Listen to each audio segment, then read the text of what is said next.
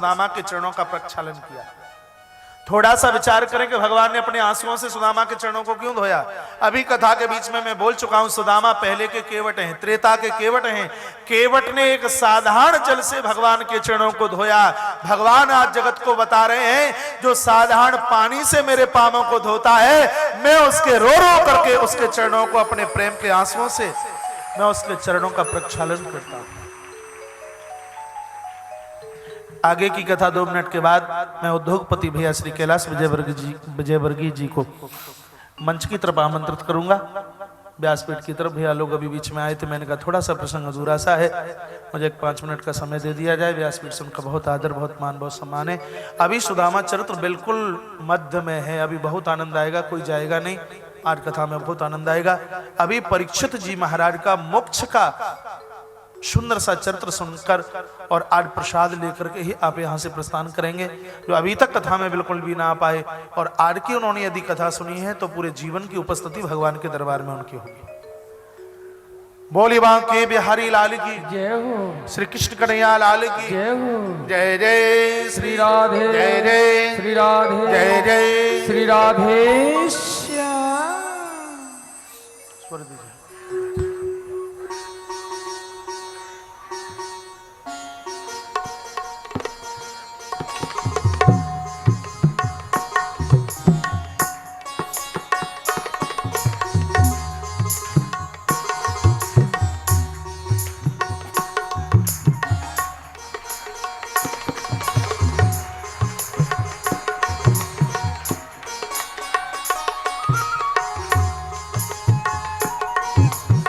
परम सद्य कैलाश विजयवर्गीय जी का गुरु महाराज स्वागत कर रहे हैं। जोरदार तालियों से स्वागत कीजिए आदरणीय श्री कैलाश जी विजयवर्गीय जी का। व्यासपीठ का पूजन मध्य प्रदेश के उद्योग मंत्री आदरणीय श्री कैलाश विजयवर्गीय जी, जिन्हें धर्म का पर्याय पूरा भारत मानता है, धर्म और राजनीति के पूरक आदरणीय श्री कैलाश विजयवर्गीय जी हमारे बीच में। दीपक गुप्ता जी से अनुरोध करूंगा कैलाश विजय जी का पुष्पमाला स्वागत करें। आप जोरदार ताली बजाएं। व्यासपीठ से एक बात का मैं निवेदन करूंगा। निश्चित रूप से मध्य प्रदेश की सरकार में धर्म नीति है और उसी राजनीति का उत्थान होता है जिस राजनीति में धर्म नीति होती है। धर्म नीति में यदि राजनीति आ गई तो धर्म गड़बड़ हो जाएगा, और यदि राजनीति में धर्म चल करके आ गया तो उस राजनीति का उत्थान हो जाएगा। मध्य प्रदेश की सरकार में ये बराबर देखने के लिए मिल रहा है। व्यासपीठ श्री विजयवर्गीय जी का बहुत आदर करती है, बहुत मान करती है, बहुत सम्मान करती है। बहुत बड़े कारोबार के मंत्री हैं, ये उद्योग मंत्री हैं। भगवान इनको और उत्थान की स्थिति पर पहुंचाए। इतना दे, मान दे, सम्मान दे, त्याग दे, समर्पण दे। व्यासपीठ से प्रभु के चरणों में मेरी यही शुभ मंगल शुभकामनाएं। मैं अनुरोध करूंगा महाराज जैसे कि मुन्ना लाल जी यादव जी को भी गले में सम्मान भेंट करें, चंदू राव जी शिंदे जी के भी आशीर्वाद प्रदान करें, वीरेंद्र व्यास जी को भी आशीष प्रदान करें। ये इंदौर ही नहीं, महू और महू के साथ में पूरा मध्य प्रदेश जानता है कि जब कैलाश जी हमारे बीच में आते हैं तो 2 लाइन जरूर गुनगुनाते हैं। तो मैं अनुरोध करूंगा, आप सभी कैलाश जी के भजन को सुनना चाहते हैं, तालियां बजाकर कैलाश जी का अभिनंदन करें। अनुरोध है कैलाश जी से कि 2 लाइनें भजन की। बोले श्री सतगुरुदेव भगवान की, श्री भागवत महापुराण की।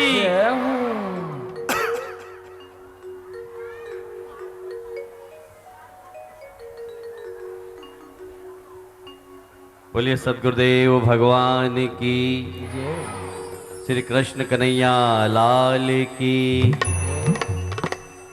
व्यासपीठ पर विराजित परम पूज्यपाद संत प्रवर प्रातः स्मरणीय कौशिक जी महाराज के चरणों में प्रणाम करता हूँ। आप सभी भक्तजनों को भी प्रणाम करता हूँ। ये मेरा परम सौभाग्य है कि 7-8 साल पहले आपके दर्शन रेलवे स्टेशन पर हुए थे, पर आज आपने वापस फिर से पहचान लिया। ये संतों की अगर पहचानने लग जाए तो समझ लीजिए कि आपका भाग्य बहुत अच्छा है। मैं बड़ा भाग्यशाली हूँ कि आपको स्मरण में भी रहा और आपने आज उस घटना को भी याद दिलाया जहाँ हमारी पहली मुलाकात हुई थी। पिछले 6-7 दिन से यहाँ पर भागवत ज्ञान यज्ञ आपके मुखारबिंद से धर्म गंगा के रूप में प्रवाह हो रहा है। हमारे मित्र सहयोगी मुन्ना लाल जी, चंदू जी, वीरेंद्र जी, दीपक गुप्ता जी, संजय जी, संजय कटारे जी, सबका आग्रह था कि एक बार अवश्य आएँ। मैंने कहा मैं कोशिश करूँगा, जरूर आऊँगा, पर आज मैं धन्य हो गया। और एक बहुत अच्छे प्रसंग के वक्त धन्य हुआ जब कृष्ण और सुदामा का प्रसंग चल रहा था। तो ये सुदामा यहाँ पर कृष्ण के दरबार में आ गया और उनके चरणों में यहाँ पर खड़ा होकर आप सबको प्रणाम करता है। मुझे आदेश हुआ कि एक भजन सुनाऊं। आपकी इतनी अच्छी कथा, इतना बढ़िया अमृत रस बरस रहा था, उसके बीच में मैं सुनाऊं भजन? आप लोग भी गाएंगे मेरे साथ?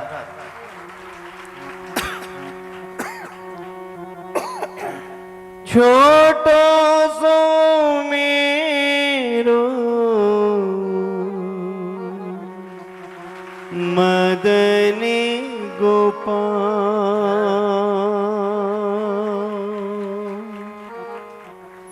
छोटी छोटी गैया छोटे छोटे बाल, छोटी छोटी गैया छोटे छोटे बाल, छोटी छोटी गैया छोटे छोटे बाल, छोटी गैया छोटे छोटे बाल, छोटो सो मेरो मदन गोपाल, छोटो सो मेरो मदन गोपाल, छोटो सो मेरो मदन गोपाल, छोटो सो मेरो मदन गोपाल। तालियां।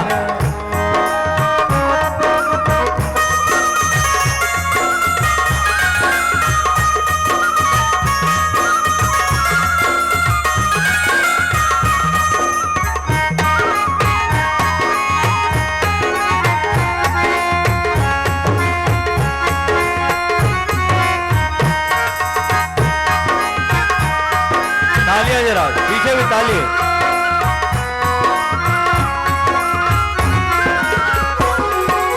आगे आगे गैया पीछे पीछे ग्वाल, आगे आगे गैया पीछे पीछे बाल, आगे आगे गैया पीछे पीछे ग्वाल, आगे आगे गैया पीछे पीछे बाल, बीच में मेरो मदन गोपाल, बीच में मेरो मदन गोपाल, छोटी छोटी गैया छोटे छोटे बाल, छोटी छोटी गैया छोटे छोटे बाल, छोटो सो मेरो मदन गोपाल, छोटो सो मेरो मदन गोपाल, नानो सो मेरो मदन गोपाल, नानो सो मेरो मदन गोपाल।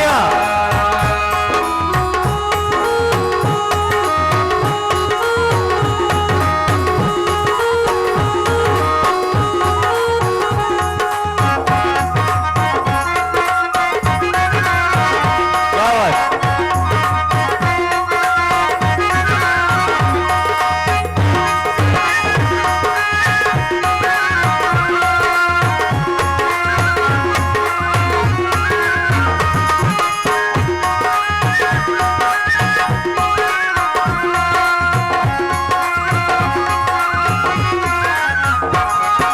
घास खावे गैया दूध पीवे ग्वाल, घास खावे गैया दूध पीवे बाल, घास खावे गैया दूध पीवे ग्वाल, घास खावे गैया दूध पीवे बाल, मगन गावे मेरो मदन गोपाल, मगन गावे मेरो मदन गोपाल, छोटी छोटी गैया छोटे छोटे बाल, छोटी छोटी गैया छोटे छोटे बाल, छोटी छोटी गैया छोटे छोटे बाल, छोटी छोटी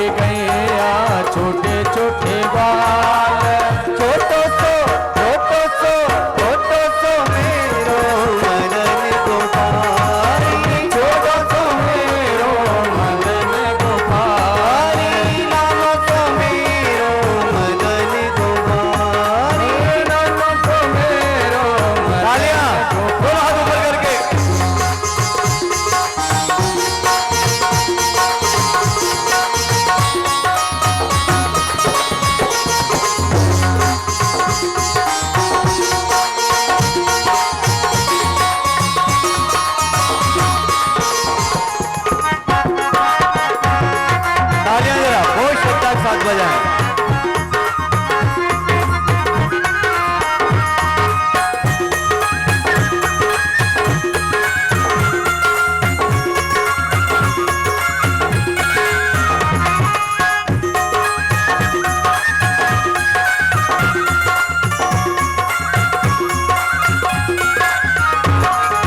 छोटी छोटी लखोटी छोटे छोटे हाथ, छोटी छोटी लखोटी छोटे छोटे हाथ, छोटी छोटी लखोटी छोटे छोटे हाथ, छोटी छोटी लखोटी छोटे छोटे हाथ। बंसी बजाए मेरो मदन गोपाल, बंसी बजाए मेरो मदन गोपाल, बंसी बजाए मेरो मदन गोपाल, बंसी बजाए मेरो मदन गोपाल।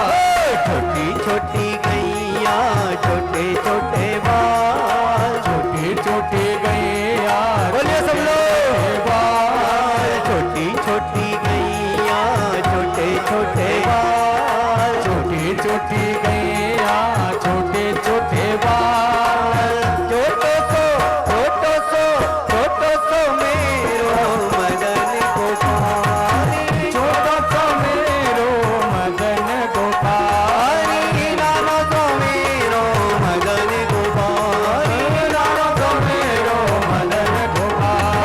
छोटी छोटी गैया छोटे छोटे बाल, छोटी छोटी गैया छोटे छोटे बाल, छोटी छोटी गैया छोटे छोटे बाल, छोटी छोटी गैया छोटे छोटे बाल। जोड़ो सा मेरो मदन गोपाल, जोड़ो सा मेरो मदन गोपाल, जोड़ो सा मेरो मदन गोपाल, जोड़ो सा मेरो मदन। बोल गोपाल कृष्ण भगवान की जय, गिरिराज धरण की जय, सद्गुरुदेव भगवान की जय।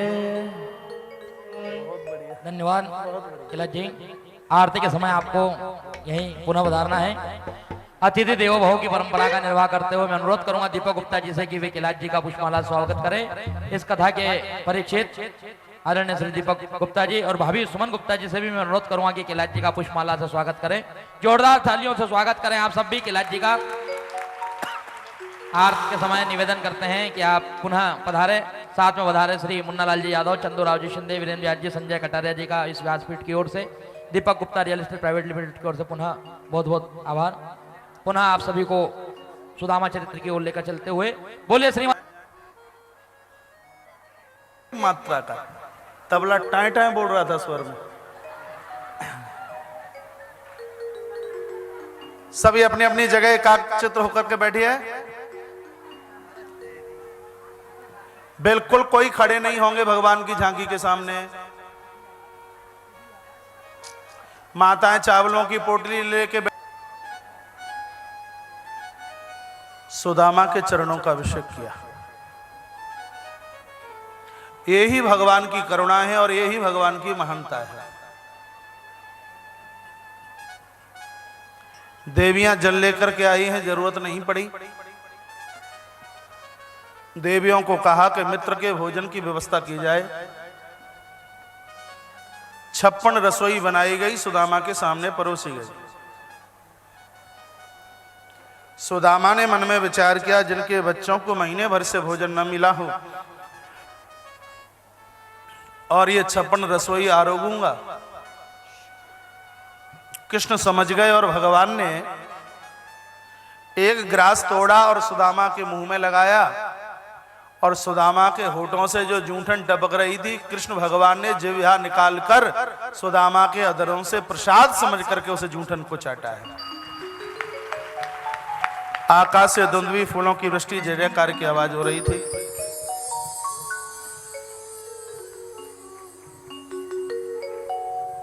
थोड़ा और सुन लें, 5-10 मिनट की बात है, कथा पूर्णता की तरफ है।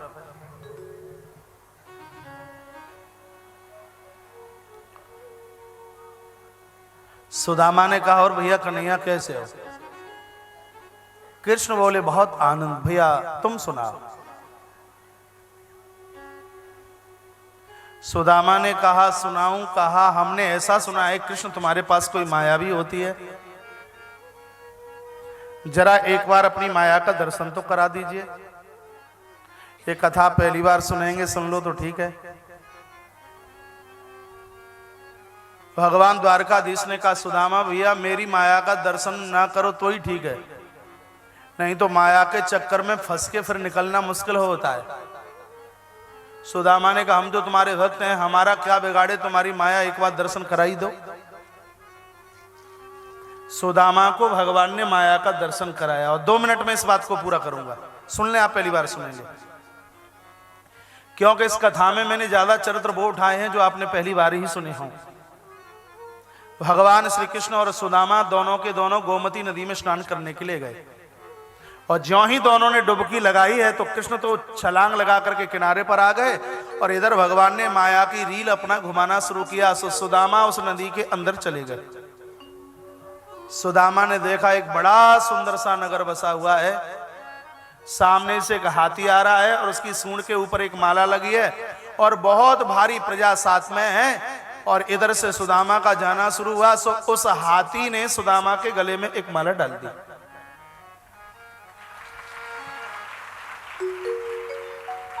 तो जितने भी उस नगर के लोग थे उन्होंने कहा आप हमारे राजा हो, आप हमारे महाराजा हो, हम आपके चरणों में प्रणाम करते हैं, इस गद्दी को आप स्वीकार कीजिए।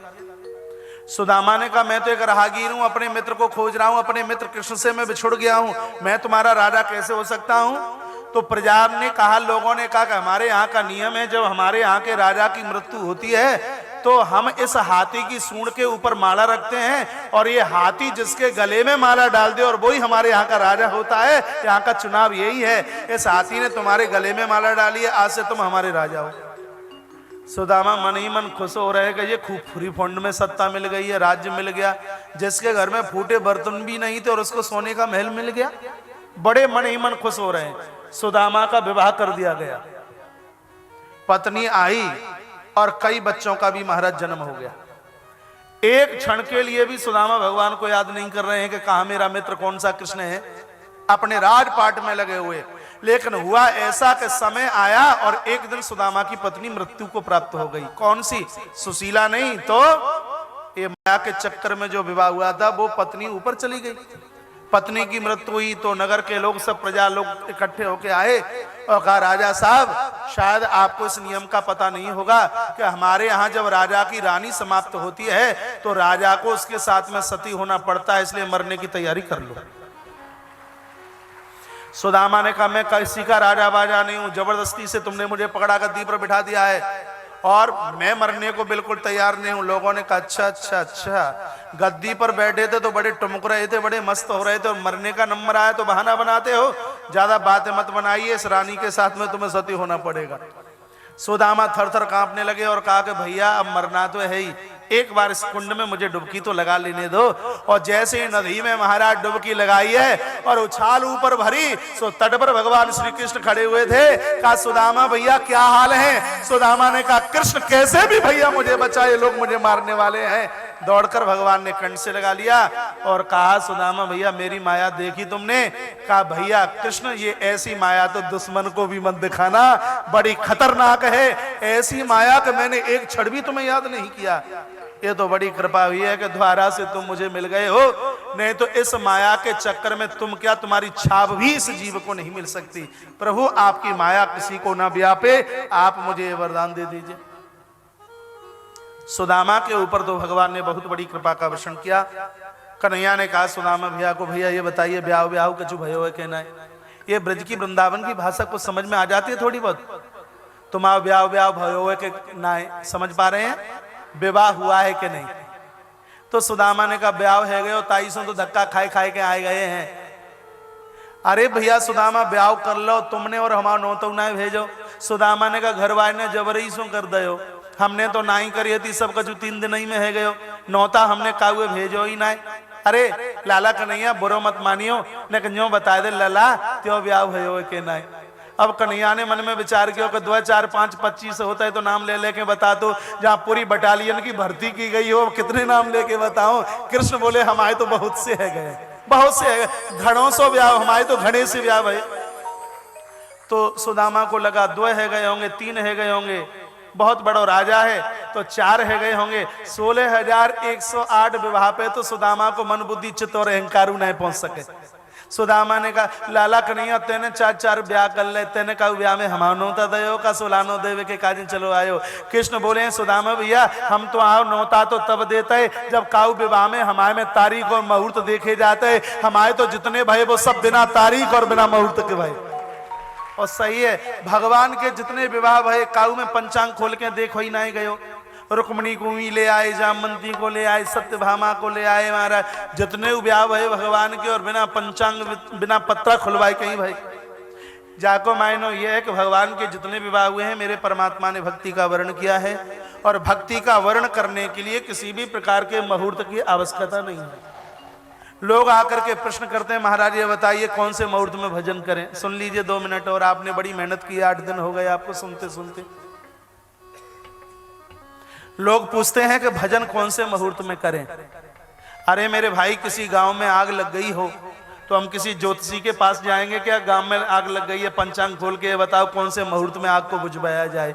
जैसे आग को बुझाने के लिए किसी मुहूर्त की जरूरत नहीं, इस हृदय में भी महाराज वासना की अग्नि लगी है। भजन रूपी बाल्टी पानी की उठा लीजिए और इसको बुझाना शुरू कर दीजिए।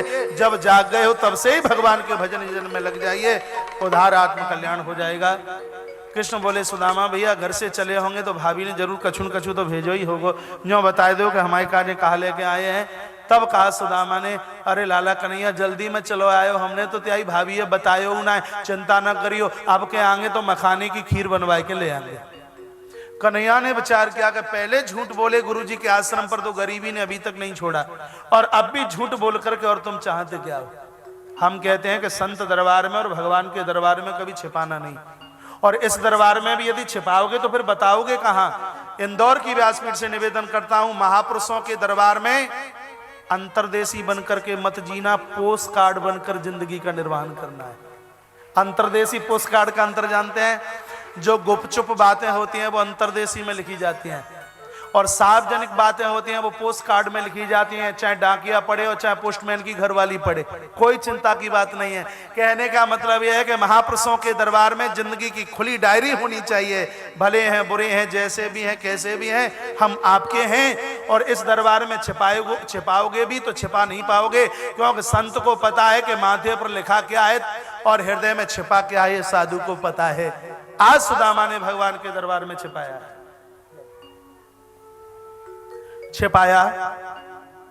और कहा लाला कन्हैया जल्दी में चलो आयो और तेरे कार्य कछु लेके ही मैं ना आयो। सुदामा की बाजू कुछ ऊपर से हो रही थी। कन्हैया ने कहा सुदामा भैया जा हाथ में कछु चोट बोट है का, जे हाथ कछु उठो ढोसो लगे का बात है। सुदामा ने कहा रहे कहूं और देखे कहूं, लगे कि पोटली पे निगाह पड़ गई। सो महाराज पोटली को दबाने लगे। भगवान श्री कृष्ण ने हाथ आगे के लिए बढ़ाया और सुदामा की कांख से भगवान ने पोटली को महाराज छीन लिया है, निकाल लिया। पोटली खोली द्वारकाधीश ने, 4 घर के 4 मुट्ठी तंदुलों को प्रभु ने देखा है तो भगवान की आंखें भर आई, भगवान रो पड़ी हैं।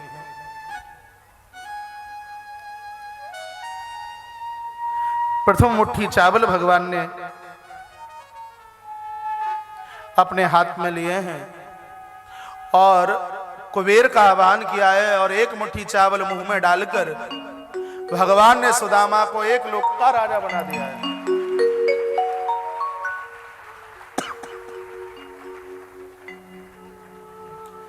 दूसरी मुट्ठी चावल भगवान ने लिए और यक्ष का आवाहन करके भगवान ने दूसरी मुट्ठी चावल अपने मुंह में डाले हैं, सुदामा को दूसरे लोक का राजा बना दिया। और जब भगवान श्री द्वारकानाथ तीसरी मुट्ठी चावल अपने मुंह में डालने वाले थे तब रुक्मणी ने जाकर के भगवान के हाथ को पकड़ लिया है। मां रुक्मणी ने प्रभु का हाथ, कृष्ण बहुत होशियार हैं, क्या बहुत होशियार हैं मेरे भगवान। पहले तो इंतजार करते रहे कि रुक्मणी कितनी देर में रुकेगी बहुत होशियार। अब आप बैठे रहिए, कोई खड़े नहीं होंगे।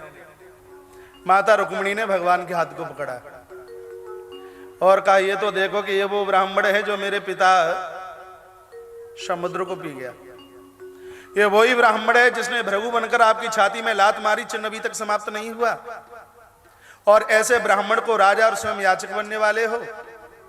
भगवान कृष्ण बोले रुक्मिणी ध्यान कीजिए, ये वही ब्राह्मण है जिसने मेरा नाम राम रखा, ये वही ब्राह्मण है जिसने मेरा नाम कृष्ण रखा। और ध्यान करो, ये वही ब्राह्मण है, तुम्हें तो शिशुपाल के साथ जाना था, ये वही ब्राह्मण है जो तुम्हारी चिट्ठी लेकर के आया और तब मैंने तुम्हारा जाकर के वर्ण किया है। ये वही ब्राह्मण है। और रुक्मिणी ने कहा, माता रुक्मिणी बोली भगवान कुछ भी हो थोड़ा मीरा तो ख्याल रखिए।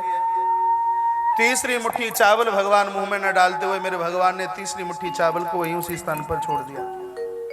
दो लोकों का अधिपति श्री सुदामा को भगवान ने बनाया और एक लोक में पूरी सृष्टि के साथ भगवान रहे हैं। और सुदामा तो इतने सीधे हैं। सुदामा ने कहा, भैया रे कन्हैया जो बता कितने दिन आते तेने भोजन नहीं करो और तू इतना भूखो कच्चे चावल खातो ही जा रहो का ये चावल तेरे पेट में दर्द नहीं करेंगे। तब श्री कृष्ण रो पड़े और ऐसे अपने सरल से मित्र सुदामा को मैं जितना भी कुछ दे दूं वो उतना कम है। कृष्ण और सुदामा के चरित्र को पढ़ करके हमें अपनी मित्रता याद आती है। जीवन में मित्र बनाना सरल है, लेकिन मित्रता को निभा लेना बहुत कठिनाई की बात है। जो अपने मित्र के साथ छल करते हैं, कपट करते हैं, द्वेष करते हैं, महाराज भगवान ऐसे लोगों को कभी माफ नहीं करता, क्षमा नहीं करता। अपने दुख को मिट्टी का कण समझिए और मित्र के दुख को महाराज सुमेरु पहाड़ से बढ़ करके समझिए। जो न मित्र दुख होय दुखारी तिनहि बिलोकत पातक भारी। ये प्रभु श्री राम ने सुग्रीव को सामने खड़ा करके जगत को ये बात बताई है। सब कुछ मेरे भगवान श्री द्वारकाधीश ने सुदामा को दे दिया। सुदामा समझ गया। सुदामा ने कहा, कन्हैया कुछ दिनों के लिए आया था और महीने व्यतीत हो गए, मैं जाना चाहता हूं। देवियों को कहा प्रणाम कीजिए, देवियां आई। रुक्मिणी ने कहा प्रणाम करती हूँ। सुदामा ने कहा सौभाग्यवती भव। जामवंती ने कहा प्रणाम करती हूँ, सौभाग्यवती भव। नागनीति ने कहा प्रणाम करती हूँ, सौभाग्यवती भव। सुबह से शाम तक सौभाग्यवती भव सौभाग्यवती भव आशीर्वाद देते रहे, लेकिन पंक्ति कहीं से भी कम होने का नाम नहीं लेती। सुदामा ने कहा लाला कन्हैया जी सब अपने घर की हैं कि पड़ोस में से आई हैं? क्यों क्या हुआ? 12 घंटा हो गए आशीर्वाद देते देते, मेरा तो गला सूख गया, अभी कितनी और हैं? कन्हैया ने कहा सुदामा भैया अभी तो आदि उनाए भाई, प्यार से कहो जय श्री कृष्णा। जय श्री कृष्ण। 12 घंटा सौभाग्यवती भवा बोले तो रात के 7 बजे से प्रातः 7 बजे तक हाथ से आशीर्वाद दिया जा रहा है। हाथ हिला रहे हैं महाराज, यूं पूरे 12 घंटे हाथ हिलाते रहे। अब 12 घंटे में दुबले पतले सुदामा का हाथ भी रह गया। सुबह बोले लाला कन्हैया भाई कितनी और हैं? कन्हैया ने कहा भाई तो 10,000 उनाए भाई। सुदामा ने कहा तो मुंह पे तो आशीर्वाद नहीं दो जागो, सबके निमित्त का एक ये भेज देता है, आशीर्वाद दे देंगे, सो बांट बांट के ले लीजिए। सत्य भामा प्रतिनिधित्व में आई है, आशीर्वाद दिया है, वंदन प्रणाम किया है। सुदामा को भगवान छोड़ने के लिए जा रहे हैं। कृष्ण ने विचार किया कि 3 महीने से देहली पर रुके और द्वारका नाथ ने कुछ दिया ही नहीं है। लगता है जो ज्यादा पैसे वाले होते हैं नंबरी कंजूस ही होते हैं, क्या लोभी होते हैं क्या? कुछ नहीं दिया। भगवान खड़े हो गए और सुदामा भी खड़े हो गए, चलने की तैयारी में है। जब कोई आपके यहां आए तो कम से कम 100 कदम उसके पीछे चल करके उसको विदाई देनी चाहिए। भगवान श्री सुदामा को लेकर के चले आए। सिंहासन से बड़े ढंग से भगवान ने उतारा। भगवान बड़े होशियार हैं, पता है कहीं गिर ना जाए। कभी कभी संपत्ति पाके भी लोग गिर जाते हैं, संभाल लिया। इधर चले भगवान दाहिने हाथ पर, इधर चले, इधर गुजरात की तरफ, इधर यूपी है, इधर लाइए, इधर लाओ, इधर लाओ ना, इधर पहले इधर लाओ। हाँ इधर लाओ ना।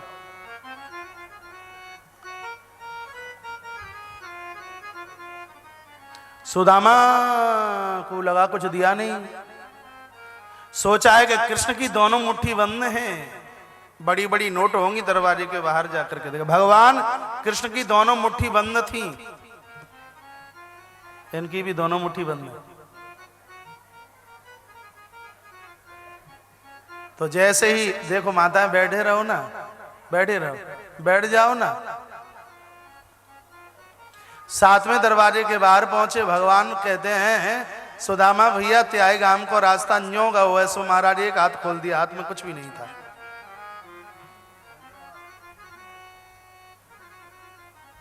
सुदामा को लगा शायद दूसरे हाथ में कुछ होगा। भगवान बोले आगे चौराया मिलेगा, बातें जो मुड़ जाइयो। महाराज दोनों हाथ खाली, कुछ भी नहीं। सुदामा को लगा बड़ा लोभी है, कुछ देता नहीं।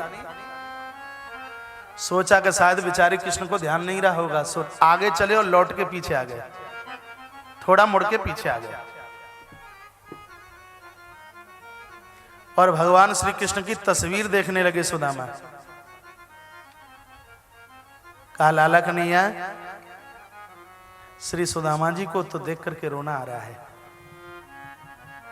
प्रत्यक्ष श्री द्वापुर के सुदामा है और लगता है प्रत्यक्ष द्वापुर के ही कृष्ण हैं, ऐसा लग रहा है।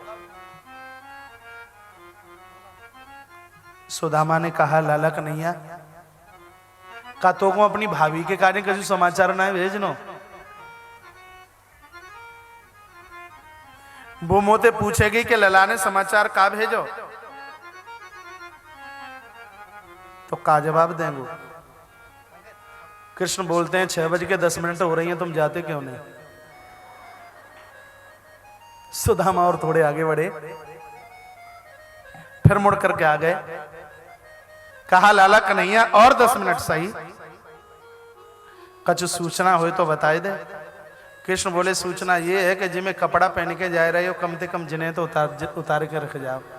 तो सुदामा की देह से भगवान ने कपड़ा और उतरवाई ले। क्यों उतरवाए? इसलिए उतरवाए, भगवान कहते हैं कि आए थे गरीब बन के, राजा बन के जाएंगे तो लोग अपमान करेंगे कि ये कृष्ण को मित्र कुछ मांगवे के काजे आयो होगो। भगवान अपना अपमान सहन कर लें, लेकिन भक्तों का अपमान कभी सहन कर नहीं सकते। दूसरी बात यह है कि भगवान ने माया रूपी आवरण उतराया। कृष्ण कहना चाहते हैं जब भक्त मुझसे मिलता है तो उसकी देह के ऊपर में माया का आवरण नहीं रहने देता। और कृष्ण भी कुछ मांगने के लिए वापस नहीं आ रहे। भैया दीपक गुप्ता जी, कृष्ण भी कुछ मांगने के लिए वापस नहीं आ रहे। तो कृष्ण को छोड़ने का सुदामा का मन नहीं कर रहा। कृष्ण हैं ही इतने प्यारे। एक बात बताइए, 8 दिन इस व्यासपीठ से बैठ करके आपको कथा सुनाइए और कल आपके बीच में से प्रस्थान होगा, आपको लगता है आपके मध्य में से हम चले जाएं? नहीं लगता। इसलिए नहीं क्योंकि हमने कृष्ण की कथा सुनाई। कृष्ण की कथा सुनाई है, मन नहीं करता कि चले जाएं। तो जिसकी कथा इतनी प्यारी है वो इस कथा का अधिपति, वो ठाकुर द्वारका नाथ अपने आप में कितना प्यारा होगा। तो कैसे मन कर रहा होगा सुदामा का छोड़ने का। बार बार बहाने लेकर के मुड़ करके आते हैं और आखिर में श्री सुदामा को इधर वाले चौराहे से जाना पड़ा। इधर से निकल, वो दरवाजे के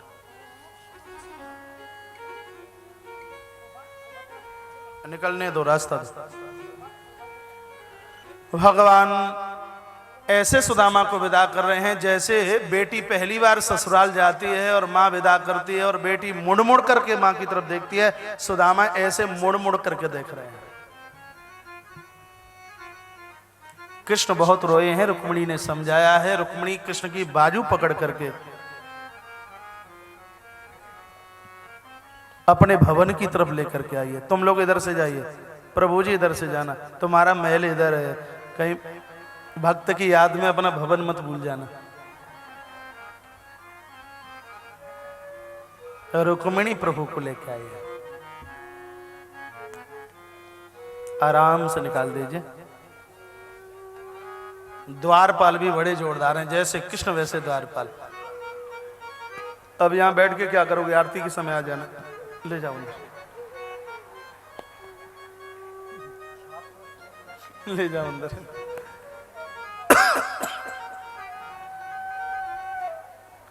सुदामा अपने नगर में पहुंचे हैं। द्वारकापुरी और सुदामापुरी में कोई अंतर नजर नहीं आता।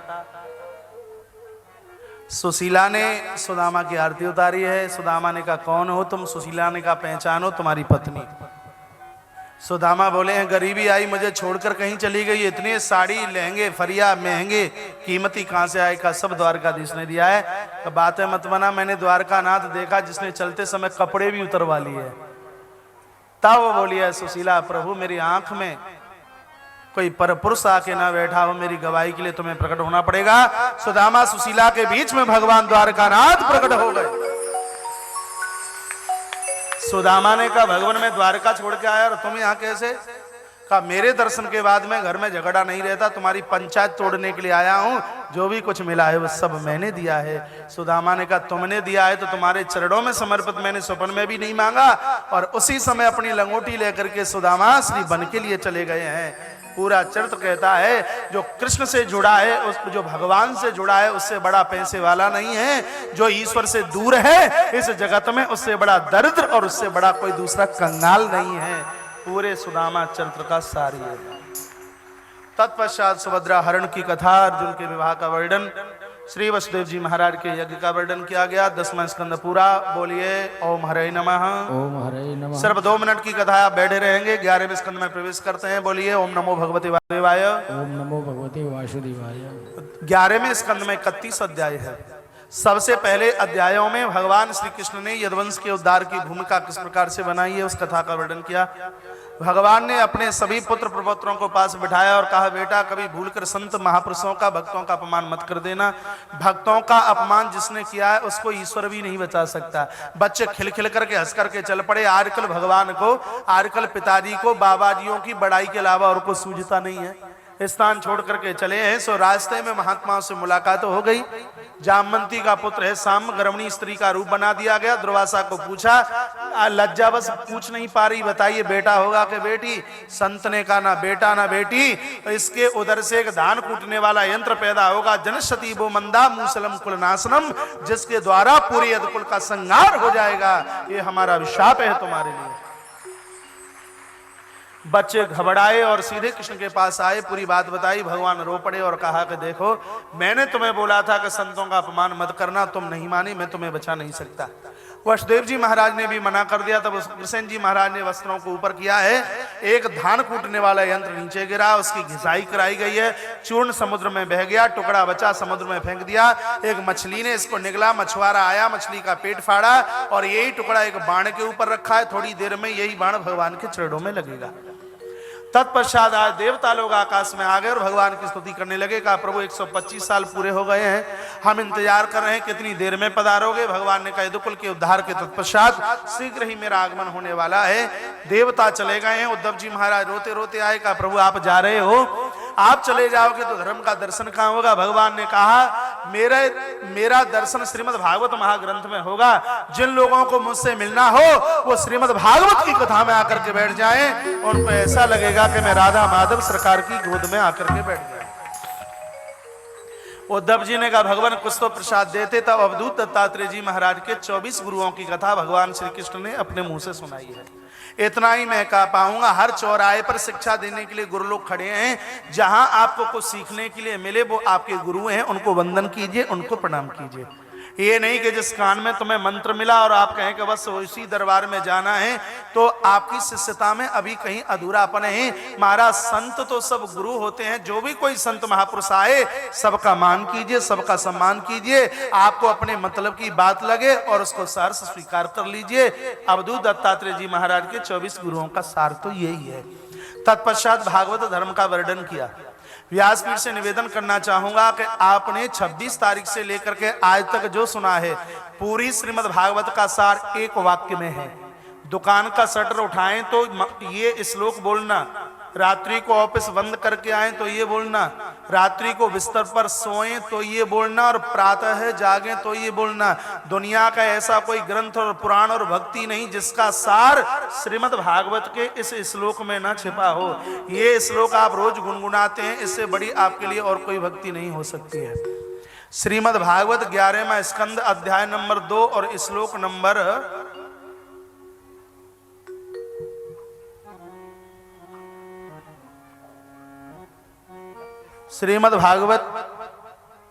11वां स्कंध अध्याय नंबर 2 और श्लोक नंबर 36। देखिए एक बार भागवत निकाल के। 11वां स्कंध अध्याय 2 श्लोक नंबर 36। श्लोक बोले देता हूं। कायेन वाचा मनुष्येन्द्रियर्वा बुद्ध्यात्मना वान सुतस्वभावात् करोति यदि सकलम परस्मै नारायणा येति समर्पयितत्। इसका अर्थ यह है कि मन वचन कर्म से मैंने जो भी कुछ किया है भगवान वो आपकी प्रशंसा के लिए है, आपकी प्रसन्नता के लिए है। आप प्रसन्न हो जाइए। प्रातः जागें तो ये बोलें और रात्रि को सोने के लिए पहुंचे तो ये बोल दें। इसमें सर्वोच्च जिंदगी का भागवत धर्म छिपा है। भागवत धर्म का अर्थ होता है भगवान का हो जाना। भगवान के हम कैसे बने, इस श्लोक में इस बात का वर्णन किया। तत्पश्चात विभूति योग का वर्णन किया है और उसके बाद में सत्संग महिमा का वर्णन किया।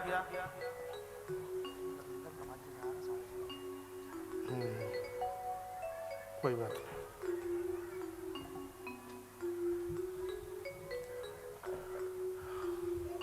अभी हमारे मध्य में भारतीय जनता पार्टी के प्रदेश अध्यक्ष 5-7 मिनट में ही श्री प्रभात झा जी आने वाले हैं और इधर तब तक परीक्षित का मोक्ष भी चलेगा, इसलिए किसी को स्थान छोड़ना नहीं है। आज बिना आरती और बिना प्रसाद के आप यहाँ से आसन छोड़कर नहीं जाओगे। आपने बहुत मेहनत की है। ये परीक्षित के मोक्ष की वो कथा है, बस अभी 2-4 मिनट में पूरी होती है, जिसके लिए मैं बोल रहा था 1 घंटे में 1 लाख रुपए का नुकसान भी हो तो भी परीक्षित के मोक्ष की कथा सुने तो भी आप फायदे में हो, घाटे में नहीं हो। अभी तक जितने परिसर में थे वो इतने बड़भागी नहीं। इन क्षणों में जो पांडाल में बैठे हैं जो इतने भाग्यशाली हैं, जो कार्यकर्ता लोग व्यवस्थाओं में लगे हुए हैं वो भी कृपया बैठकर ये 5 मिनट की कथा सुन लें। आपने 8-9 दिन में बहुत भारी मेहनत की है, उनको भी जहां जगह मिल जाए वहीं उसी स्थान पर बैठ करके इस 5 मिनट की कथा को सुन लें।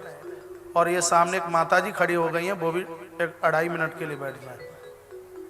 यहाँ की माताएं बहुत बढ़िया हैं, पहले ताली बजाइए इनके लिए। लेकिन इसका मतलब ये नहीं है कि ताली बजवाने के लिए कोई दूसरी मैया खड़ी हो जाए। इधर से 3 खड़ी हो गई।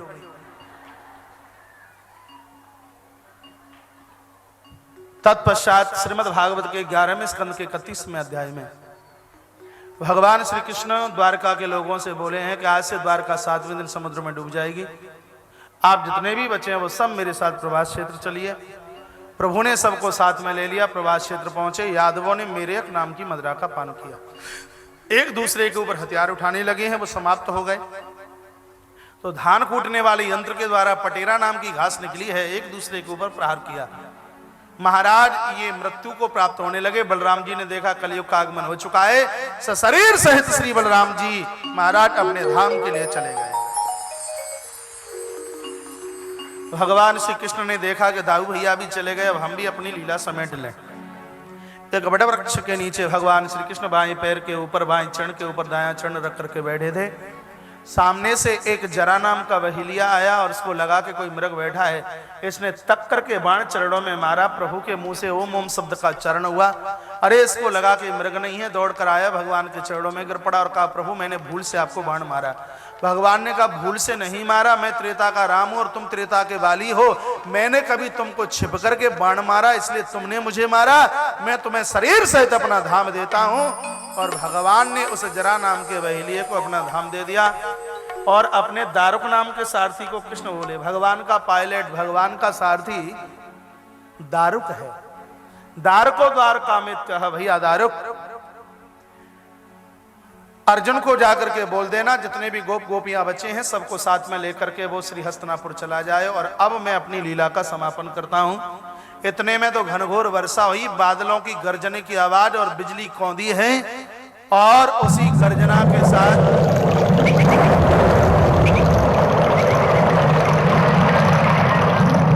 और उसी विद्युत प्रकाश के साथ में भगवान श्री कृष्ण सशरीर सहित अपने धाम के लिए चले गए। बोलिए भक्तवत्सल भगवान जय हो। प्रभु के जाने की बात सुनते ही श्री परीक्षित जी महाराज रो पड़े, आंखें भर आई का गुरुदेव आगे फिर क्या हुआ। 11वें स्कंद पूरा होता है। बोलिए ओम हरे नमः। 13वें स्कंद में प्रवेश करें। परीक्षित के मोक्ष की कथा है। बोलिए ओम नमो भगवते वासुदेवाय। ओम नमो भगवते वासुदेवाय। घड़ी लगाकर 2 मिनट की कथा है। का क्या हुआ प्रभु के जाने के बाद का, भगवान के जाने के बाद में जरासंध का पुत्र सहदेव इन 20 राजाओं ने इस धरती का शोषण किया। राजाओं ने इतना आतंक फैलाया, इतना अत्याचार और अपराध किए हैं श्रीमद् भागवत में लिखा है कि ये कली जब अपने चौथे चरण में होगा तब व्यक्ति की आयु बहुत अल्पायु होगी। कितनी आयु होगी सुन लीजिए 1 मिनट में। लिखा है सतयुग में 1 लाख वर्ष उम्र है व्यक्ति की, द्वापर में फिर त्रेता में फिर एक 0 हटा दिया, कितना बचा? बोलते क्यों नहीं? गणित हल्की है तुम्हारी। 10,000। द्वापर में फिर एक 0 हटा दिया, 1000 साल। कलयुग के आरंभ में फिर एक 0 हटा दिया, कितनी बची? 100। लिखा है कि जब कलयुग अपनी भरी जवानी में होगा तब एक 0 और हटा दिया जाएगा, कितनी बचे? 10। जो व्यक्ति 10 साल भरी जवानी कलयुग की होगी उस समय जी ले तो आज 200 वर्ष जीने पर भी लोग अचंबा नहीं करेंगे, उस समय इतना अचंबा होगा। 10 साल में जन्म, 10 साल में मरण, 10 साल में ही शादी विवाह, 10 साल में रिंकू टिंकू पिंटू का जन्म और 10 साल में ही हॉस्पिटल में पहुंचकर अपने प्राणों को छोड़ देगा। बहुत कम लोग होंगे जिनकी मौत घर पर होगी, ज्यादा से ज्यादा एक्सीडेंट में और ज्यादा से ज्यादा बीमारी में अस्पताल में लोगों की मृत्यु होगी। कलकाल में जीव की स्थिति होगी। जब कली अपने लास्ट छोर पर होगा तब महाराज एक 0 बचा है वो भी हटा दिया जाएगा, कितना बचेगा? 1, यानी दुनिया खत्म हो जाएगी। एक सिर्फ परमात्मा उत्तर प्रदेश जिला मुरादाबाद संबल नाम की तहसील में विष्णु यश नाम के ब्राह्मण के घर में वो एक कौन है? भगवान कल्की देव प्रकट होंगे। प्रकट होते ही दुष्टों का मर्दन करेंगे। 7 दिन तक भगवान की तलवार चलेगी, 7 दिन में दुनिया समाप्त हो जाएगी। 3 दिन प्रलयकालीन घनघोर वर्षा होगी। तो 7 और 3 कितने हो गए? 10। ठीक 11वें दिन इस धरती पर पुनः सतयुग की स्थापना हो जाएगी। धर्म संस्थापनार्थाय संभवामि युगे युगे। 11 दिन के लिए भगवान का यह अवतार होगा। 11 दिन के बाद भगवान प्रकट, भगवान अंतर ध्यान हो जाएंगे। इतनी सी कथा सुनाने के बाद में सुखदेव भगवान बोले हैं, राजन परीक्षित, इस कथा को मैं विराम दे रहा हूं। तुम्हें डर तो नहीं लग रहा, भय तो नहीं लग रहा? दीपक भैया अब आराम से बैठ जाइए आसन लगा के। 1 मिनट की बात है, परीक्षित का मोक्ष है। और ये कथा आपके पिताश्री जी श्री राधे श्याम गुप्ता जी और उनके पूरे पूर्वजों के लिए सादर समर्पित है। उसके निमित्त में आप हैं। भय तो नहीं लग रहा? परीक्षित रो पड़े, कहा गुरुदेव जिंदगी एक मिट्टी का खिलौना है जिसको एक न एक दिन नष्ट होना है। गवा दो तो मूल कुछ भी नहीं, कर लो प्रयोग तो सोना ही सोना है। आज समझ चुका हूं ये बात। आप जैसे संत के चरणों में बैठकर मुझे भय लगता है? नहीं, आनंद आ गया गुरुदेव। षोडशोपचार से महाराज पूजन किया गया है गुरुदेव का। और सुखदेव मुनि ने कहा, राजन शरीर सहित भगवान के धाम जा रहा हूं। भगवान और मैं दोनों के दोनों एक आरती लेकर तुम्हारी आरती उतारने के लिए वहां खड़े होंगे और तुम पीछे से आइए। परीक्षित को कथा सुनाने के बाद सुखदेव मुनि ने किसी और को कथा नहीं सुनाई।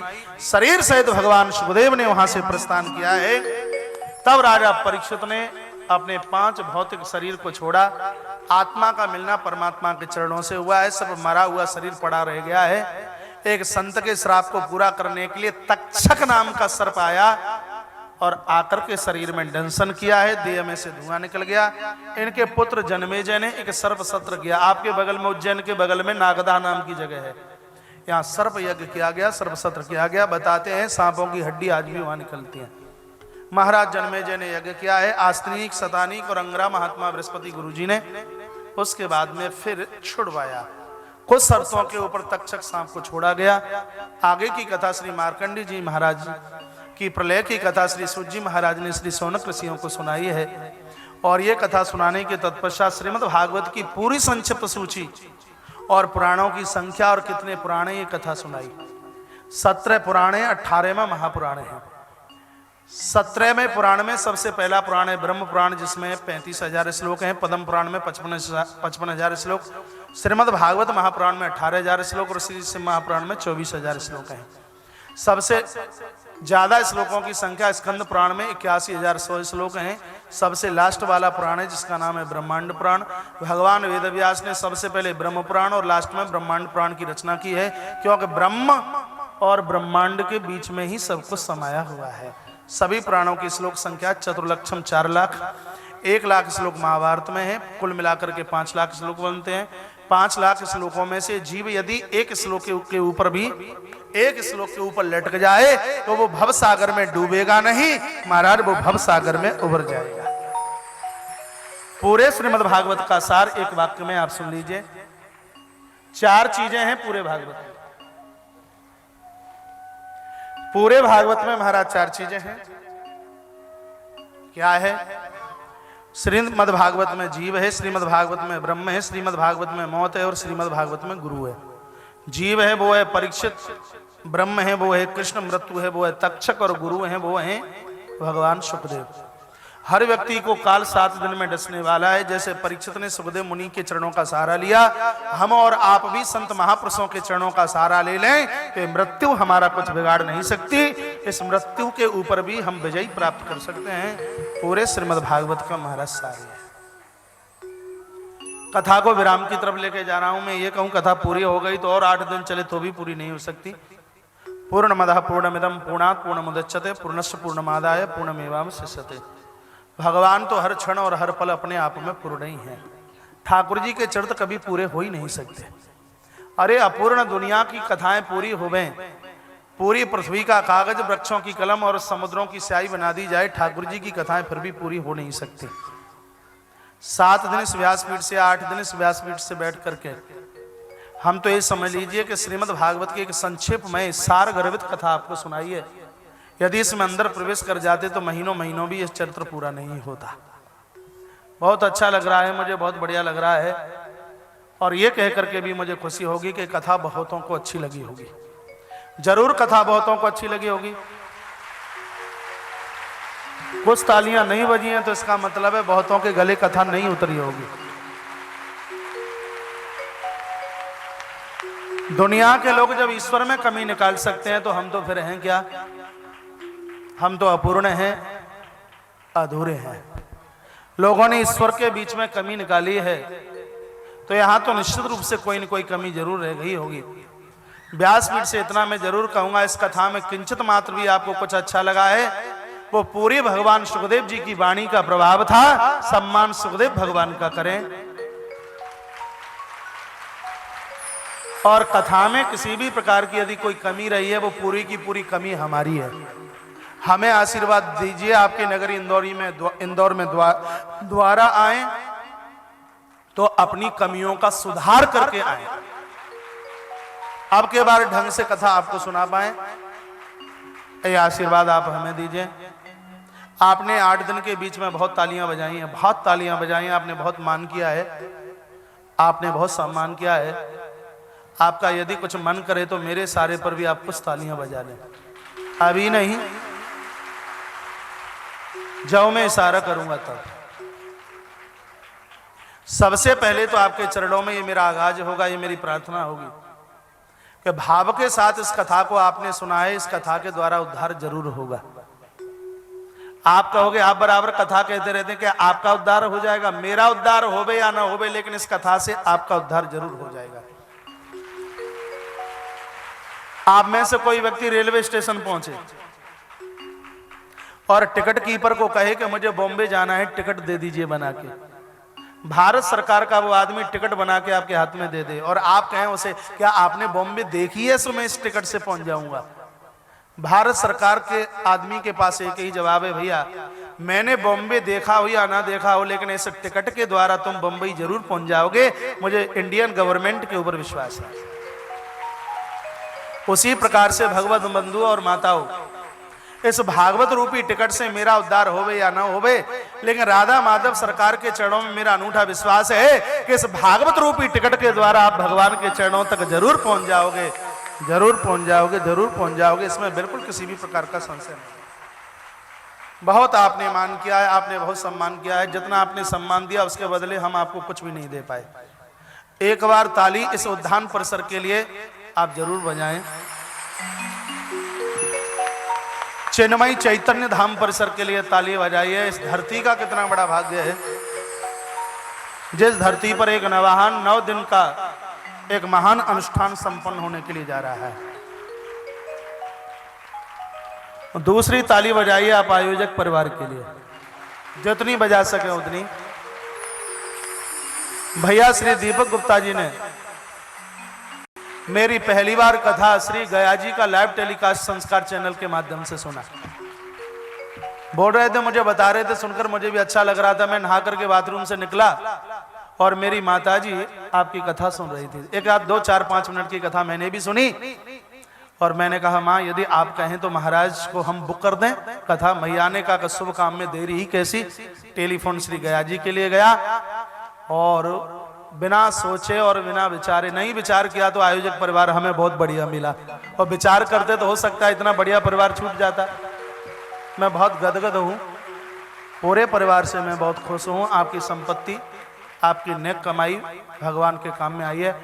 भैया दीपक गुप्ता, भैया राजेश गुप्ता, बहन सरला देवी और बहन सुमन देवी, इन परिवार के लिए जोरदार तालियां। इनसे भी ज्यादा ताली माता राधा देवी गुप्ता के लिए बजाइए, जिसने लवकुश जैसे 2 पुत्रों को जन्म दिया।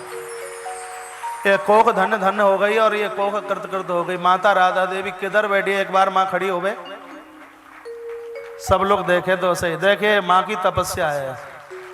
इतना बड़ा विशाल अनुष्ठान, विराट आयोजन। आज बाबूजी राधेश्याम गुप्ता जी हमारे मध्य में नहीं है, लेकिन मुझे उनका इशारा मिल रहा है। वो इतने खुश हैं, इतने गदगद हैं, हृदय खोलकर अपने बच्चों को, अपने परिवार को आशीर्वाद दे रहे हैं। इनके पूरे पूर्वज आज छाए हुए हैं, इतने प्रसन्न हो रहे हैं। न जाने कितनी पीढ़ियों से परिवार में कथा नहीं हुई होगी, वो आज इतने खुश हो रहे हैं, इतने गदगद हो रहे हैं कि हमारे बालक दीपक गुप्ता के माध्यम से हमारी 73 पीढ़ियों को ये श्रीमद् भागवत की कथा सुनने का सौभाग्य प्राप्त हुआ है। ये भागवत की कथा 73 पीढ़ियों तक अपना असर दिखाती है। इनके पूरे रिश्तेदार जन, लिस्ट बोलना शुरू कर दूं तो बहुत समय लगेगा, 500 से कम नहीं होंगे, सब होटल बुक हैं। और बड़ा अच्छा लगता है जब पूरे अपने चल करके आते हैं। आगरा से चल के आए, अलीगढ़ से चल के आए, फिरोजाबाद से चल करके आए, पिनहाट से चल करके आए, उज्जैन से चल करके आए, फदियाबाद से चल करके आए हैं, रुनकता से चल करके आए हैं, और आसपास से तमाम जगह से उनके सभी रिश्तेदार जन चल करके आए। ये व्यासपीठ भैया दीपक गुप्ता जी की तरफ से भी और ये व्यासपीठ अपनी तरफ से आपके लिए बहुत साधुवाद देती है, आपका बहुत मान करती है, आप बहुत सम्मान करती है। आयोजन में तो आनंद आ रहा था, लेकिन आपके आगमन से इसमें परमानंद की अनुभूति हुई है, उपलब्धि हुई है। आपके आने से आयोजन में 4 चांद लगे हैं। जो दादा लोग परिसर में खड़े हो गए, तुम्हें सौगंध मेरी है, 2 मिनट के लिए और बैठ जाएं। आप ये मत कहना कि आप मेरे कौन से खानदानी हैं। आपके बच्चे तुम्हारी जितनी कदर नहीं समझेंगे जितनी हम आपकी कदर समझते हैं, इसलिए आप एक मुझे 2 मिनट, लेकिन ये मत कहना आपकी 2 मिनट ही 10 मिनट के बराबर हैं। तो क्या बात है, भगवान के लिए मिनट है। मैं आपके 2-2.5 मिनट और लेता हूँ। और ये कह करके मुझे बहुत अच्छा लग रहा है इस आयोजन